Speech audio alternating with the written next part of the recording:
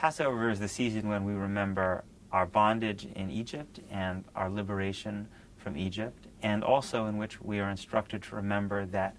that experience of bondage and liberation was not only a Jewish experience, but was an experience that we were meant to transmit to the world as a Jewish ethical message about our responsibilities and the responsibilities of all people who wield power vis-a-vis the strangers in their midst.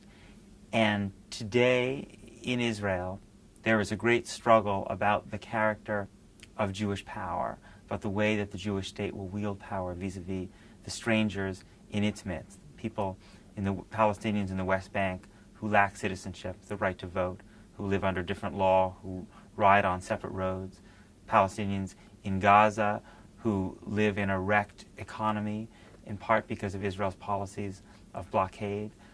rights of Arab Israelis within Israel, and their struggle to be treated as full and equal citizens. And in that struggle, it seems to me that B'Tselem plays an absolutely crucial role, a brave and honorable role of calling Israel to live up to the words in its own Declaration of Independence, to be a state that will pursue freedom, justice, and peace as envisaged by the Hebrew prophets. And as American Jews,